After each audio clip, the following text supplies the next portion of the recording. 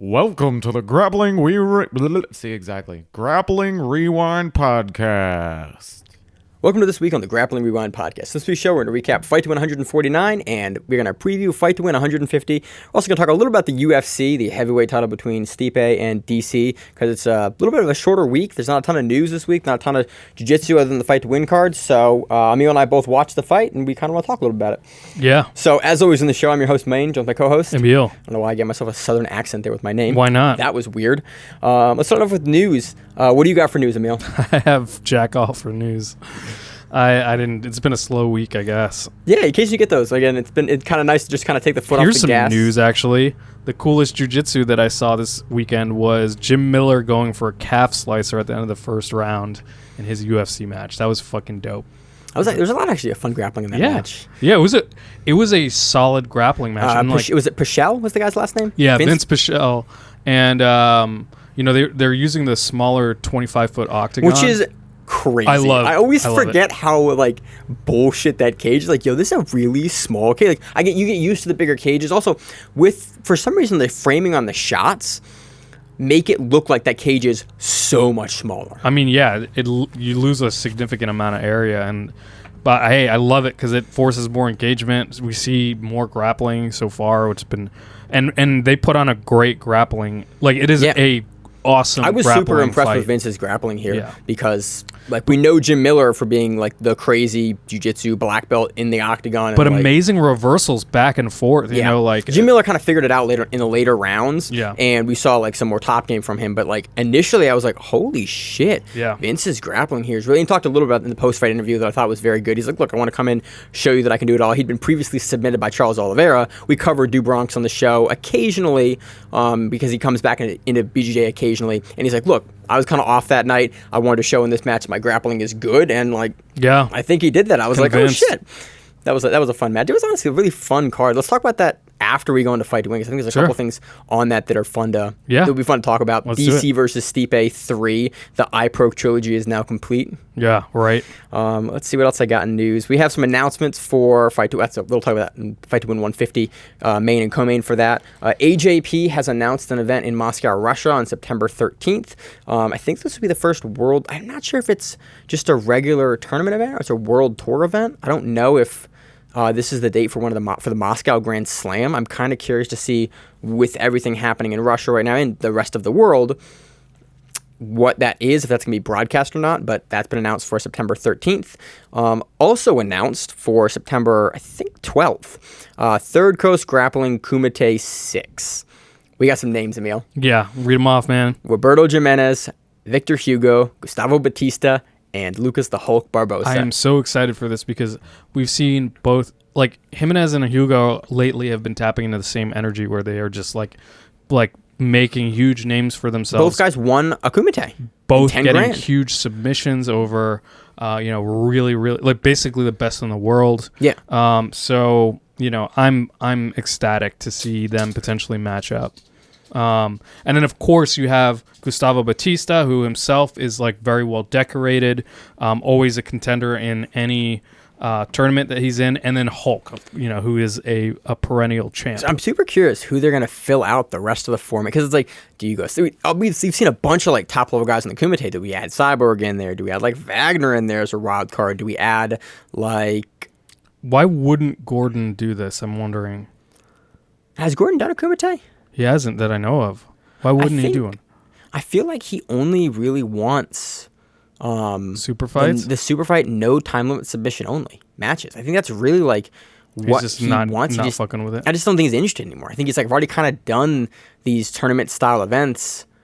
I don't want to do them anymore. I want to do no time limit submission. We've only seen him really on Who's Number One, and then we haven't seen him on SUG since COVID.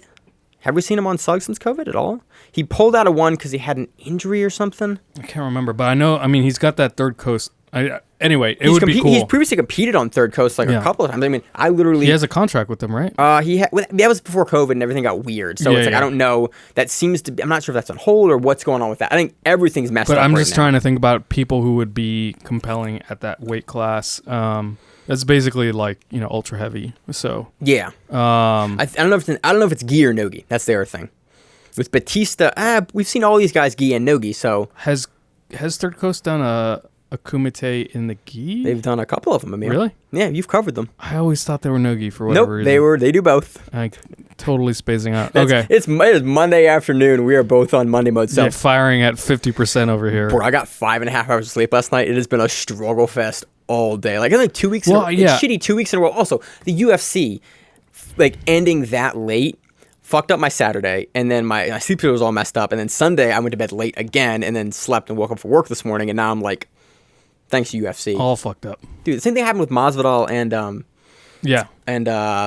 Usman. Yeah. Where it was just like, oh, cool, 2 a.m. like finishing time. Yeah, that was awesome. brutal. That was brutal. So excited for that Third Coast card. Other news: BJJ Bet still around. Still super excited about that card. We talked a little bit about last Yeah, the week. pay-per-view. That's fucking monster. $14. Definitely worth it. September 6th. We're creeping up on it really quickly. That might be one we have to do like a bigger show with the Grappling Rewind and like pull more hosts in. Yeah. If 4 of us or 5 of us are buying the pay-per-view, We will also have to wait and see and make sure that that card is as good as it is right now, because in the time of getting COVID, screwy. you never know if there's going to be replacements and stuff. So Oh yeah, so the 8-man for the Third Coast is a gi. It's actually in the gi. So we probably won't be seeing Gordon Ryan in that. nope. That would be dope though, to see him all of a sudden like, yeah, I'll throw the gi on. I'd love to see him versus Victor Hugo and Nogi. I think that would be interesting. Nogi? Yeah. Yeah, that'd be a good fight. Yeah. There's a couple fights that I'm interested in. I think, again, I do wish we'd see Gordon do kind of what he talked about. And, like, he talked about kind of being at the point of his career where he wants to give, like, up-and-comers their shot at, like, him now. And I want to see him do more of that. Because I think, like, he doesn't want to pass the torch, but he wants to give those guys, like, the opportunity to fight him. Because he sort of, I think he's talked about kind of struggling with that when he was coming up. And so he wants to be the guy that, like, does that. So, potentially we could see it. Yeah, I'd be down for like a Who's Number One event. Dude, yeah, that's a good... If we're not going to see Penna or Galvao, right? Like there's other guys that are coming up in Nogi that I would want to see. Honestly, I would love to see him against Jimenez in like I think he's a year. I think Hugo stands a much better chance. Oh yeah, size wise, I just think Jimenez isn't big enough. Yeah. But I think like if we keep seeing developments from Jimenez or like Pedro Mourinho or guys like on that level right now that are like contenders on the world stage, like brown belts going to black belt, ranked black belts now. I feel like in a year or so like that, those would be really, really exciting matchups that I want to see. Yeah. But what else do we got? I don't think I have any other news. Let me look through here. Yeah, that's all I got for news. Let's move to the recaps. Let's do it. I can't find my mouse here. Moving on to recap of Fight to Win 149. This one was headlined by Gabriel Almeida defeating Manuel Hibamar via decision. Yeah, this was... I mean, I actually don't have much to say about this match. Not really. Keenan pulled out of this match citing a back injury. That's what they talked about on the broadcast. Yep. And Hibamar filled in. Hibamar's high level. It was a slower paced, back and forth gi match. It was very much like, it's very much like a, IBJJF majors semifinals in the first like 2 minutes. That's exactly what I thought. I'm like, this looks like an IBJJF major match. Yep. Yeah, exactly. Where it's just like this like pensive and slow grip fighting, but mostly it's nobody wants to blow themselves out before a finals match. Exactly. Everyone is like super tuned with exactly what their A game's going to be. Yep. I'm going to look for the exact gripping sequence I want. I'm not going to just accept any gripping sequence you give me. Right. And then I'm going to go from there. Like it was interesting from that perspective, but the pacing on it for me was definitely on the slower side. Yeah, absolutely. But again, whenever you have these complex, lapel guards, I mean, Keenan talks about it. It takes a while to set them up, especially versus high-level guys. Like, it takes a while for them to get set up properly, and you just can't accept any grip you're going to get. You got to get the grip in, make the switch. There's some worm guard here, some squid guard here, and it was a more slow-paced match. But Gabriel Almeida gets it done via decision. Do you have any other pieces on that? Yeah, it was interesting from a tactical perspective. Next match, we have Ocasio defeating Lucas Panera via split decision to become the black belt no-gi bantamweight champion. This is the first time we've seen Juni. Juni is a newer black belt. We've actually been covering him since purple. We've been covering him since purple. Yep. So it's cool to see him now have a black belt title in Fight to Win. Yeah. So Lucas Panero from Atos. Atos. Yeah. This was a fucking great, like, from a passing standpoint, I loved Panero's style here. Dude, these guys, like, the pacing on this was impressive. It was frenetic, just in like the entirety of the match, 10-minute black belt title match. And it's like a testament to Juni's guard work. I mean, it was really impressive. But yeah, in the first few minutes, Lucas is doing really great passing. I really like this leg pin pass that he does, where he basically tries to swing around the side of a knee shield, and he uses his far arm to pin Juni's bottom leg to the mat and use that. It almost reminds me. Sorry, continue, and I'll tell you what. He uses that basically to make it a little bit more difficult for Juni to follow him. Although Juni was able to do that. Yeah. So you ever done the guard passing like movement drill where you put like the fist in the middle of the mat, you touch the knee, and you slide around? Like, that is what his passing looks like. Again, and given the speed that he passes at, that is probably a drill that he uses a lot. Yep. And because these guys are 135. Like, these guys are bantamweight guys. And I rolled against Lucas at the down in Dallas when we were in Dallas for covering Kasai, and that dude like moves at a pace that was impressive, and it was a trite to deal with. So really, really great. Again, I was super impressed with Juni's guard work here. Yeah. Like, did he give up a pass at any point in this match? I didn't see one. And, and he's able to mount his own offense. Juni actually gets a leg entanglement that throws Lucas off of the mat, and they have to reset. I wish there was a little bit more mat space. I was like, how far? Like, because he kind of got in on that. Yeah, I agree. It definitely, I think with Matt, he definitely could have turned it into a leg attack. Unfortunately, the way that it was, he wasn't quite at the point where he even begins attacking the submission. Yeah. But I imagine the fact that he's getting there and doing those attacks are probably what won him the decision, because the last half of the match, Juni is in seated guard and is actually pursuing Lucas around the mat. Yeah, that kind of was a kind of a shifting moment in the match. That kind of Lucas going off the mat in escape of the leg lock entry from Juni here. Yeah, and I think we saw Juni, commentary talked about it. We saw him at the Z lock a couple 2 cards ago on Fight to Win. I forget who he hit it on. It wasn't Gabe Tuttle. It would have been the match before that. It's either Who's Number 1 or it was a Fight to Win event. I forget which one he hit it on. So Juni has some very, very interesting leg locks, trains with Cummings when Cummings was still training regularly at Unity. I am super excited to see who Juni faces now. I'm a little less familiar with who the former bantamweight champions have been at Fight to Win Nogi. I don't think Yoshida. I think Yoshida had the Masters Plus title. I don't know if we can see potentially him versus Woodmansey. That would be a really interesting matchup, but I think Woodmansey is primarily a flyweight. I was about to say. But we've seen Woodmansey in Philly go up to bantamweight before. I think that'd be a really interesting matchup. We could see him against Marcelo Cohen, but again, Cohen is historically a flyweight. Woodmansey is also Atos, right? Yeah, but Juni is Unity. Oh, right. Yep. I did the same thing. Panero's Atos. Yeah, Panero. Yep. Yeah. So those are interesting matchups. Again, for some reason, I am blanking on guys at bantamweight. And I pull up the flow rankings and we'll figure out probably who's going to fight. But really good showing from Juni. I'm impressed with his guard work, impressed with his development. To not allow Panero to pass for the entirety of the match really, really impressed me. I like what he's doing. He's also not doing. We don't see a ton of inversions from him either. Yeah, which I thought was interesting. Usually at the lower weight classes. He did a little bit, but not, it wasn't like the center of his It doesn't seem like his game is predicated on the inversions. His De La Hiva, even in the Nogi, has been really something to watch too. Yeah, he hit that sweep on Gabe Tuttle 2 weeks ago, or was it last week? Where he did a tech up De La Hiva sweep that was really impressive. So curious to see who he faces next. I hope that we see him defend the title soon. What how many kilograms is bantamweight, or how many pounds is bantamweight? 135. 135. Yeah, because so around 62 kilograms. No, around 60. Oh, 62. Yeah. 62. I guess maybe closer to 66. So 66 is 145. Okay, so 62. I think. So we have Joao in Nogi, which you wouldn't face because now that Yeah, they've left. Now that he's gone from Unity, Taliesin Soares could be a good fight. Caio Terra. I don't think Kyle will.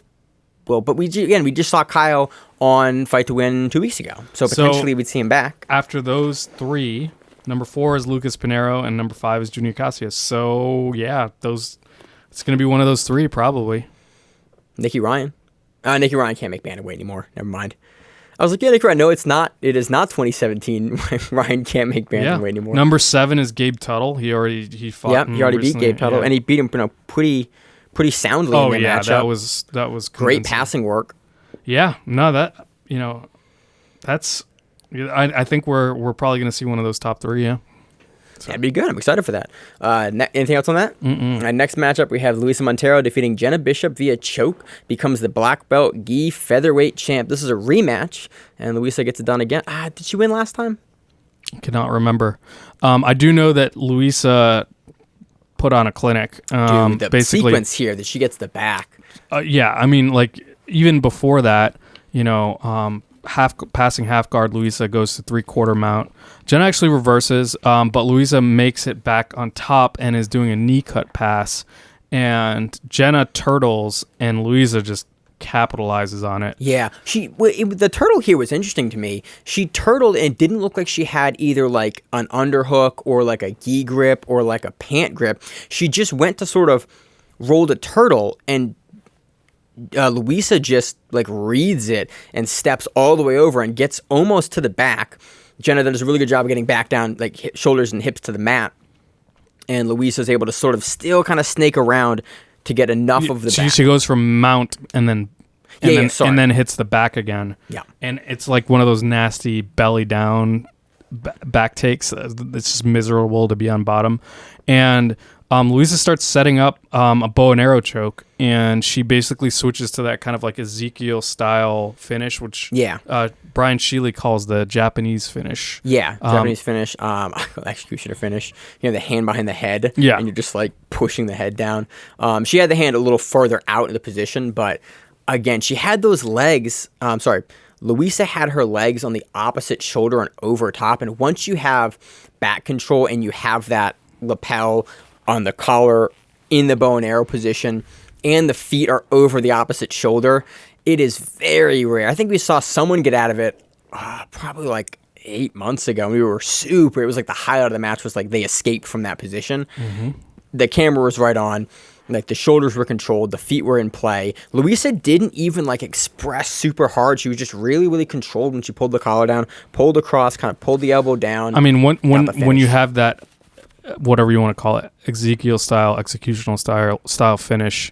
Japanese. I think a Japanese finish is a better way to put it. Yeah, I mean, you don't need to. It's a you can very also quick slow burn hard, the choke too if you need to, and so you don't have to like yank and pull. You can just kind of hold and wait. Excruciating. Yeah, and Jenna taps like with her hand on the shin of Luisa. But yeah, that back take sequence was just, I was curious to see what Jenna was going there for with kind of why she turtled. Again, props to Luisa. Did a great job of just stepping around and taking the back off it. But I was curious to see like why she didn't elect to have some sort of underhook control in this situation. Yeah. Next match. We have Max Darnley defeating Mauricio Fernandez via armbar. And that was submission delay for the black belts. 11 seconds, Meal.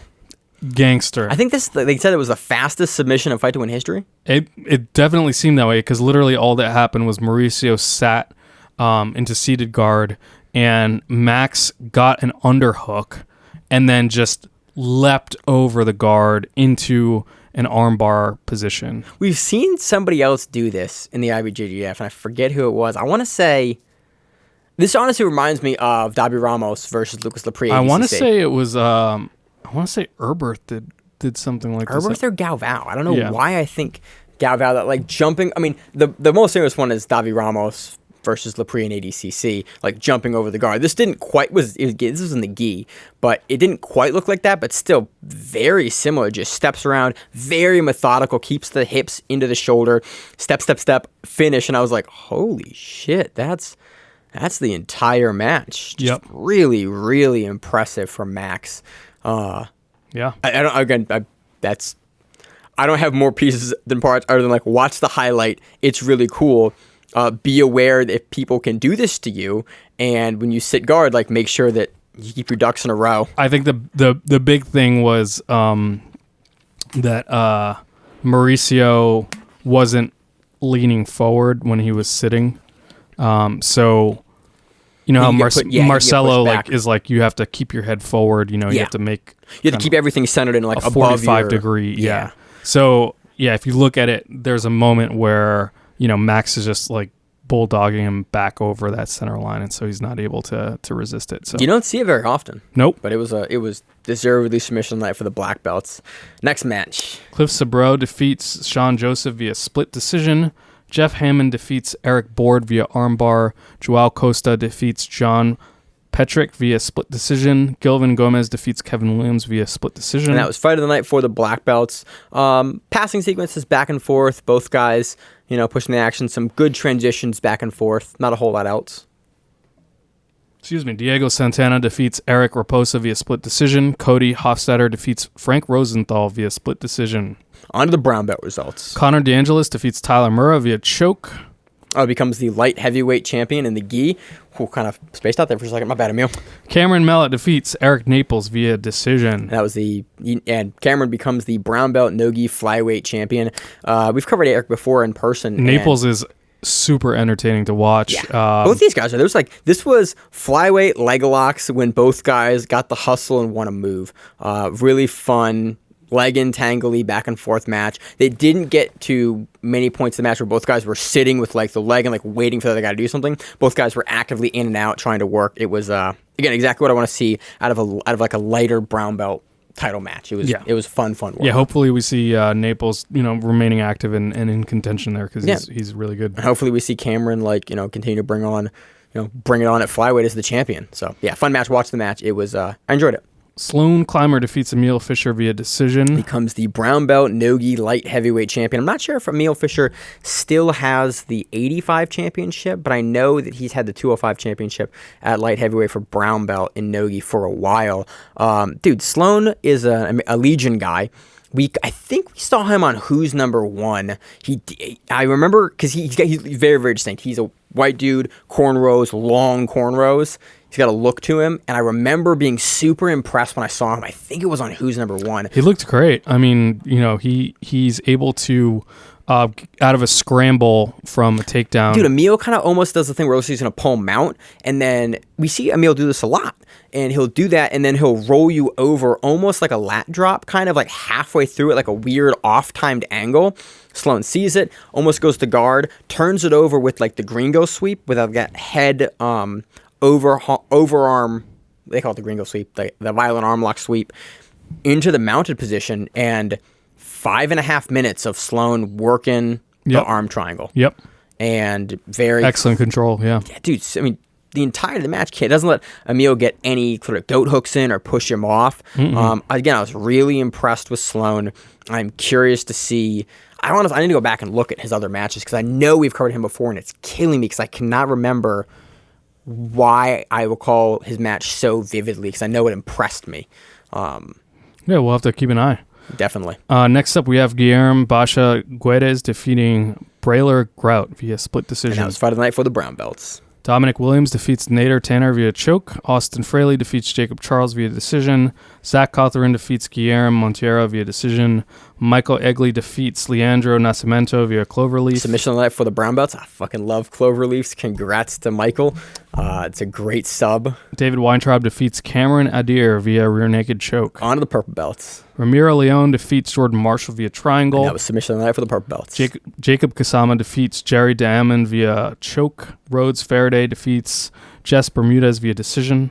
That was fight of the night for the purple belts. Alexandru Morscalo defeats Jaden Nobles via heel hook. Kyle Hogden defeats Arik Mercado via decision. Noah Villamente defeats Christopher Soto via decision. Juno Lucero defeats Carson Sticker via decision. Gabriel Aguirre Costa defeats Emerson Neres de Souza via decision. Zach Wallivar defeats Austin McNeil via decision. Stephanie Williamson defeats Yasmeen Coutinho via decision.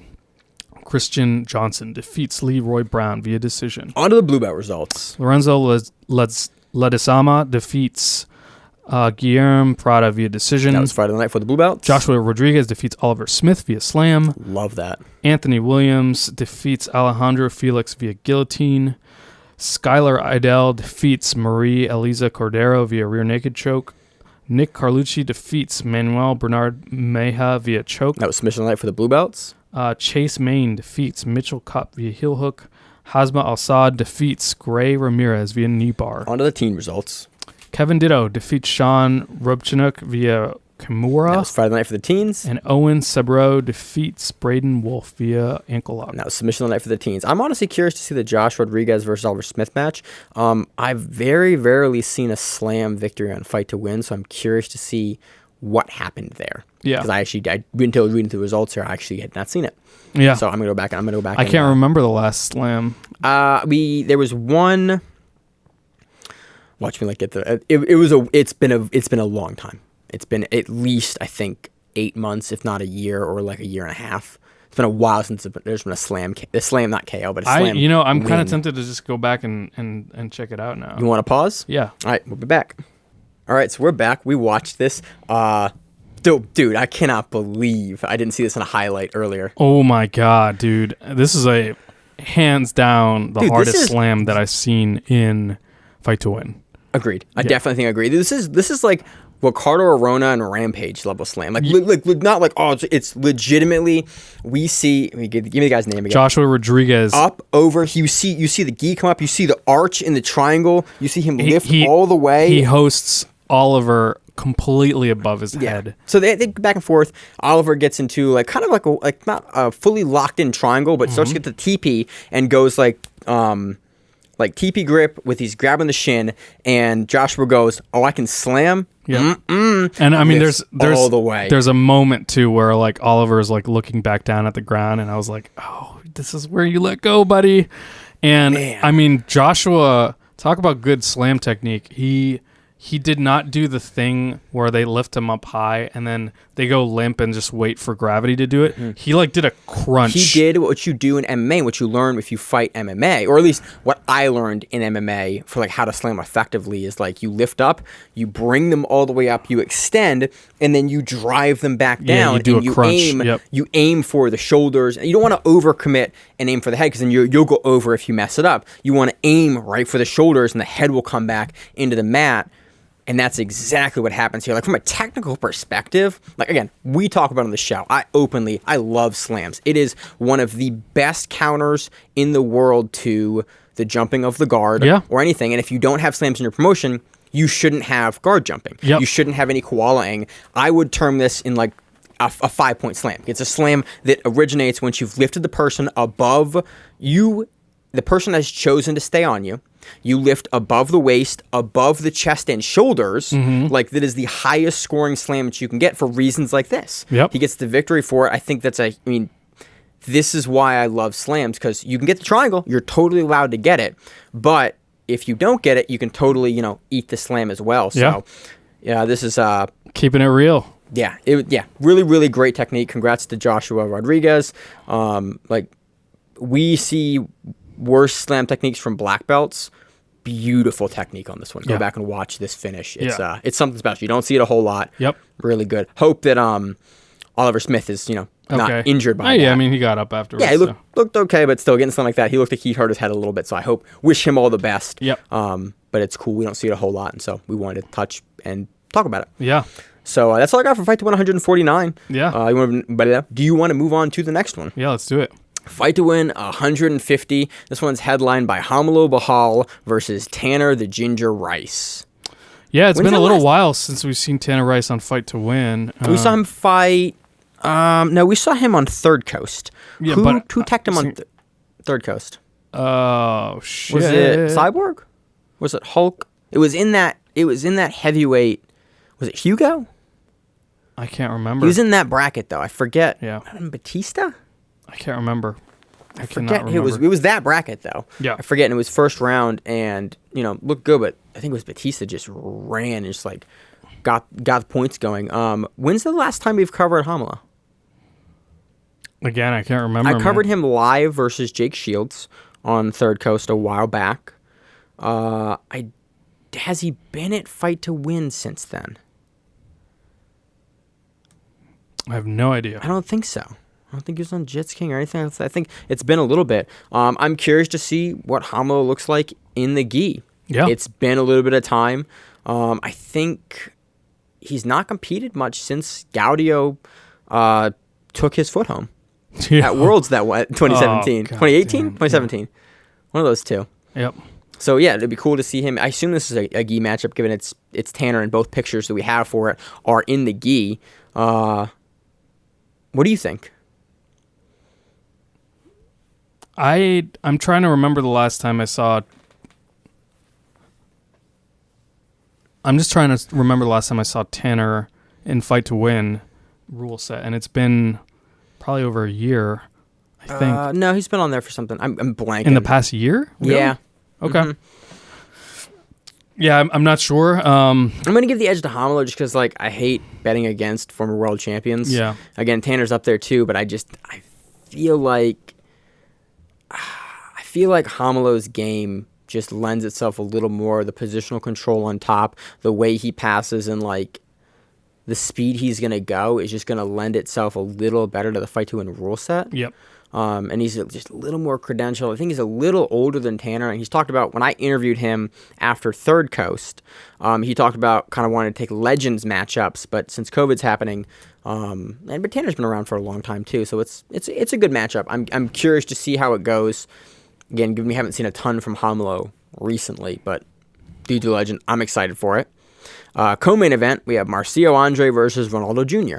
I assume this is going to be in gi. Yeah, it sounds like it. Yeah, this is coming off of the matchup with Wagner versus Rolando that we saw a couple weeks ago, where Wagner replaced Gordon Ryan, I think? Yep. On like 3 days' notice. Yep. So this is back in the gi where Rolando's, a much, much stronger grappler. Ronaldo? What'd I say? Rolando? The soccer guy versus the jiu-jitsu guy, man. I called him Rolando like all the time. Ronaldo. Yeah, I'm kind of curious about this thing. I think Marcio isn't nearly as big as him. Yeah. I know Marcio's big, but I thought Marcio had done 66 at one point for ADCC. Did they list what the weight is? Let me look.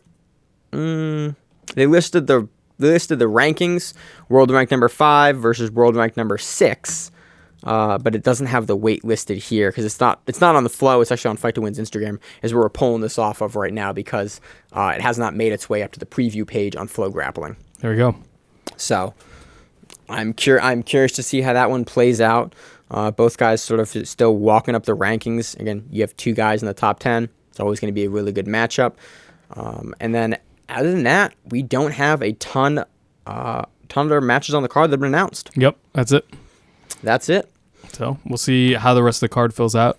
But hopefully we get to see some more of these regulars that are still like super entertaining to watch too. Dude, bring the guys down that have titles. Have them fight for titles. There were a lot of title fights on this card, like a lot of brown belt I can't titles. believe Rosenthal was like on this match, like on this card, like didn't even as low as he was on the card. I was kind of surprised about that as well. And I wonder if because if he's going all the way, this was in Texas, right? Yep. Yeah, this is in Austin. You got to figure that he's going to be there for a little bit, right? I don't know. Like I don't know. Are you going to go down just for like a single Fight to Win fight? Probably. Maybe. In COVID, really? Maybe. I mean, I don't know. We've seen a lot of the New York guys go down. Like Junie's been down there for a little bit. I'm not sure if he's flying back every single week. I should probably just ask him to see if he's like stationed down there, or if a lot of guys maybe are staying down there. A lot of guys are like professional jiu-jitsu guys. Yeah. Are staying down there because stuff is more open and they can get more training potentially. But a lot of the pro guys are why would you stay in New York?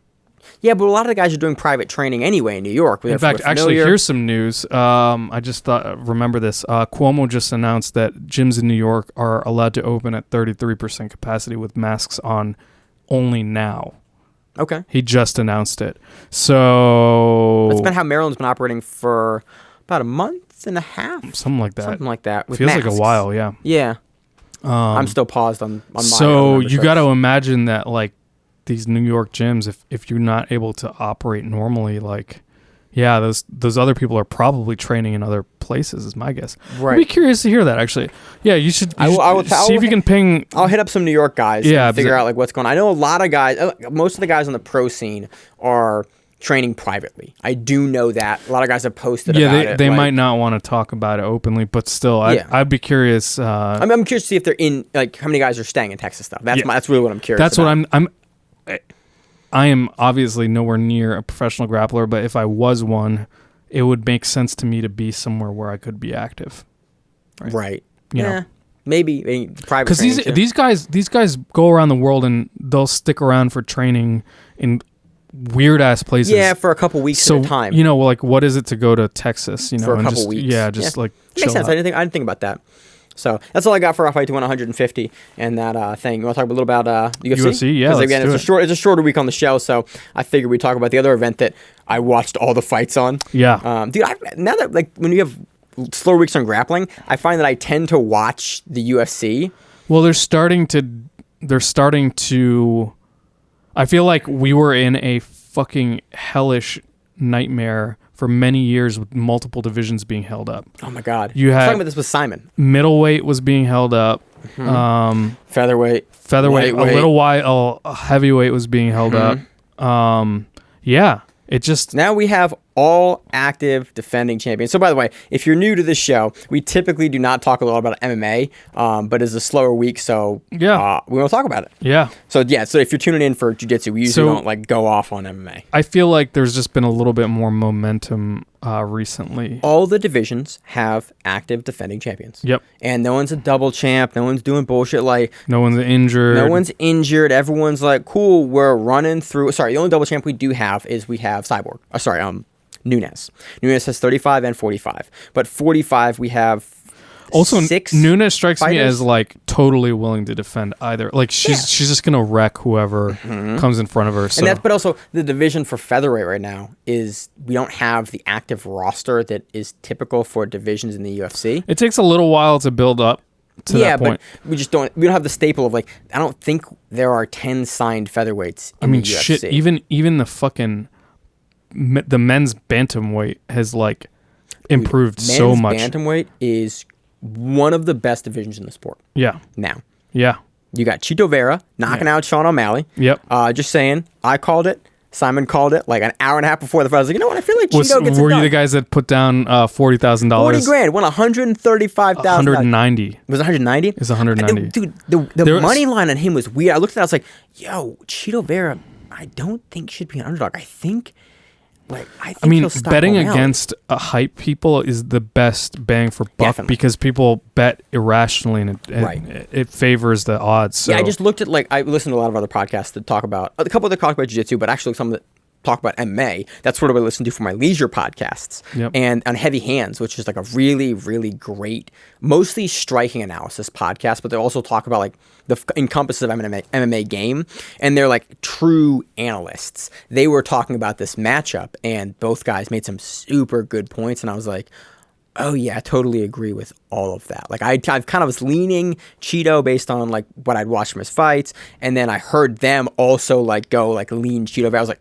oh cool, I'm right. I think I'm right here. I think this is the smart pick. And then O'Malley maybe had an injury going into before that. Yeah, there was a Redditor I guess who had picked up on like, did you see this? Yeah, I saw that. The comment in the embedded video. He was like, yeah, it looks like his foot's injured. And then someone linked to the comment like, I know Nostradamus. Yeah, right. So there's been a bunch of stuff like that in Embedded over the years. If you like follow Embedded and you really look like and dissect it closely, you can usually find a lot of these guys are fighting injured. Almost all of them. Yeah. Like I trained MMA for a couple of years and like Cheeto even talked about it. Not injured. He's like, my foot usually hurts because throwing those kicks, like it's just you get injured. Like that's the nature of being a top level professional fighter. I saw the funniest like post that fight takes on like the people linking like gifts to Dana's reactions and stuff. It's so fucking funny. What was his reaction? I didn't see that. He didn't react fully, but it was a lot of angry red egg. Okay. Shit. Tomato. But yeah, man. It was I was I think 3 or 4 out of the main card fights ended in finishes. So pretty awesome. The decisions were still pretty good. You had, the Stipe decision, I think, was still a very compelling match. you Yeah, know. I talked a little shit about it. I think before on the pre-show, and you were like, "It was a good fight." I was like, The "Yeah, only it was a good reason fight." why it was because we all went in there expecting a finish. Yeah, expecting like, okay, there's a finish in the first fight, there's a finish in the second fight. It's a smaller cage. Yep. DC wanted a smaller cage. He's gonna bring it. He's got Yeah. the hand speed. He's about to retire. Like, blah, Yeah, he's blah, gonna put it blah. on the line, and then I did love it though because like they brought this up, but both fighters, because they'd fought each other now for the third time, had actually started to nullify each other's games. Yeah, I love so seeing they that. they you know they showed the that hook that Cormier used to knock out Stipe when he took it,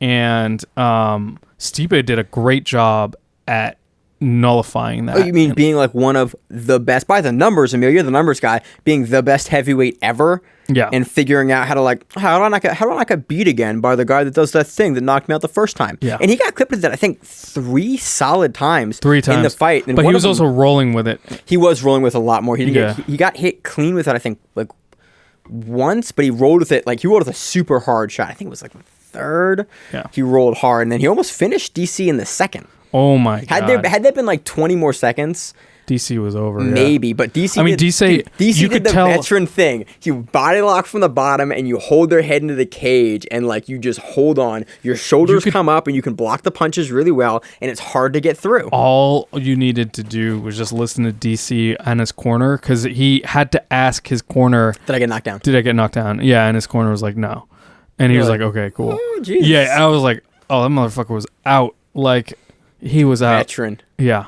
It was a good match. I liked it. I liked it, and then Stipe touched DC's brain with his finger, Oh god and damn. you know the eye poke trilogy continues. Yeah. Heavyweights and light heavyweights, baby. They love to just to reach like- into your brain hole. Yeah. Maybe we need new gloves. Oh, 100%. I don't want to be Rogan here, but like maybe we need to talk No, to Trevor it's- Whitman and be like, let's curve the fingers, let's pride glove it. Let's not, because guys are going to reach out, because it's the best thing to do is to Yeah. create enough distance to get guys away from you, and the also tips of your just, like, fingers yeah. are farther away. So That's a huge game changer. I mean, like, you know, I mean, we talk about it. DC hit up, like, poked Stipe's eyes before that, even Uh-huh. in this match, and we've seen it happen multiple We see it times. happen almost every title fight. Yeah. But honestly, you get a free eye poke and a free dick kick, and you get a free fence grab. Like that's The dick that's kicks how- are they're less of a factor than the eye. The eye poke is like legitimately like yeah. that- It changes the fight. it changes the I fight. mean, look at the Matt Mitrione fight where he gets his eye poked in, and then he loses, then goes to Bellator.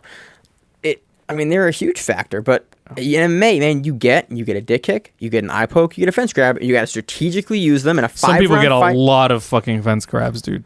Depends on your ref. Fence grabs There are was a couple fucking. weeks ago where who was it? There was the former champion for M1 came over, and I forget who he was fighting, and he grabbed the he kicked the dick like 4 times in the fight, and eventually got it. He hit like 3 fouls, no penalties. And the 4th foul, he was like 2 points, and I was like, holy shit! I've never seen a guy. I've been a while. Goddard's a man, dude. I've seen a guy take 2 points. I for like a foul. Goddard a lot because he was no nonsense in this fight, and then he apologized. He apologized, so he Yeah. missed. He didn't see the eye poke that Stipe did to DC, and afterwards he was like, "Hey, I missed it." He was very like he owned it. Well, because he was kind of shitty to DC's, and he like sit down. He like kind of like brushed him off, which I appreciate in the fight as a ref. Like I'm not gonna take any shit from the fighter, like because it's his job. I mean, to if enforce you the don't see rules it, you and do don't see it. And I Like- agree, but he came on kind of strong, and then immediately it wasn't like 4 days out. It was like, hey, I watched it.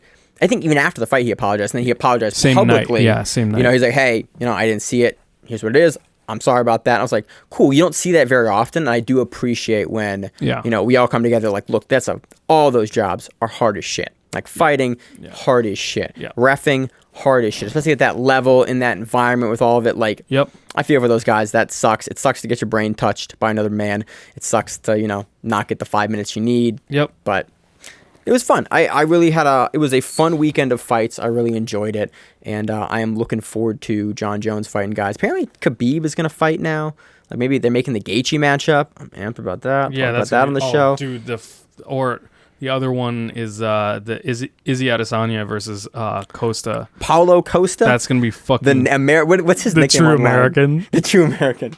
Dude, Paulo Costa looks like Yoel Romero, like without drug testing. Oh yeah, dude.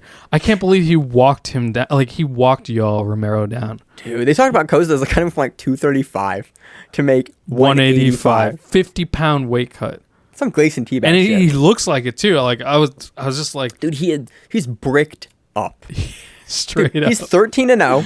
Yeah. Adesanya is, I think, 19-0. Yeah. And like, when's the last time you had two dudes on runs that were undefeated going into like a title fight, a defending champion, undefeated, like versus another undefeated prospect? That's rare. It happens occasionally, but it always gets me super hype. Yeah. Both these guys. Although now, you know what's going to happen is we're going to get a fucking like Terrible fight. terrible fight. Yeah, it could be terrible because both guys have the ability to put on not a great fight. Again, but both are really, really good like tacticians too, and they can win a fight. Yeah. So I'm amped for it. Like it's a good time to be a fight fan. That's why we've non sequitured into it this week because I had fun watching fights. I wish that they wouldn't end at like 1 a.m. and then I'm amped after watching like a world heavyweight title fight, so I can't go to sleep and it makes me tired Monday. But beggars can't be choosers. I'm happy. It's been a good week. What do you got going on? I got nothing else. Hey, what do you got going on? What do we got going on this Wednesday, man? Awesome nerd shit, Emil. Oh, that's right. I fully converted Grappling Rewind. I think fully converted. I think Zach hit you you say up. this now, and then fucking like in 2 weeks, this is going to become a Dungeons and Dragons podcast. So if you don't know, yeah. Emil is super into D&D. We're in the outro section hard in this show. Yep. Emil is super into D&D. Yep. And Zach was interested in D&D, and I have quietly for years not just been interested. in I mean, D&D. like I had like when Zach was here, I had my laptop open, and he like looked over and saw like a Spotify playlist that I had made, and I didn't know this. Zach is a very rare person who's into D&D where he's been into D&D for I think he said 3 years and had not played it before last week. Yeah. I remember watching D&D podcast in like probably 2014, and like not really just like, as a story and a narrative thing, and not really paying attention to any of the gameplay, just like the stories and the dynamics of like the players and enjoying that, and then kind of fell out of it. And then we were on the show and Zach was like, hey, you're a D&D, can we play D&D? And you're like, oh, I'm actually like a super good DM and I've done it for 15 or 20 years. Let's get together and play D&D. Yeah, it was a lot of fun. I found out Maine is totally cool with killing children. So, you know, bear that in mind. I have to get that from the podcast. In D&D. Okay, caveat yeah, this. Within D&D, I may be like a murderous dude in D&D and have no like ethics or morals because it's a tabletop game that you play in your head. So we're safe. No, I'm definitely gonna extrapolate your personality from this. So you should have fun with that. So so that's Wednesday. So I'm super excited to play like the second round of that with you. And other than that, nothing else going on this week for me. Just gonna run. And going to do some editing for some other footage that I'm shooting for an unrelated project. Sweet. What do you got going on? That's it. Next week, I'm going to be out. Okay. I'm going to Massachusetts. So nice. Yeah. See family? Mm-hmm. Outstanding. How long are you going for? Not like Just a week. Podcast. Okay. Yeah. Awesome. So I got nothing else. Sweet. All right. As always in the show, I'm your host, Maine. Joined by co-host. Emil. And we are the Grappling Rewind. We'll see you on the mats. If you like the show, please consider sharing it on Facebook with the folks at your gym. It's the best way that we grow the show, and we really appreciate it. You can reach out to us on email. We also have Instagram. We have Facebook. We have Twitter. We have Google+. Until that shuts down. We have a website. If you have an event you would like to have us cover, please let us know. If you have a name, like most people do, and you'd like to have us stop butchering it, let us know. Reach out to us. The show is also available on YouTube, Spotify, in addition to iTunes and every other podcast service. We very much appreciate your time, and thank you.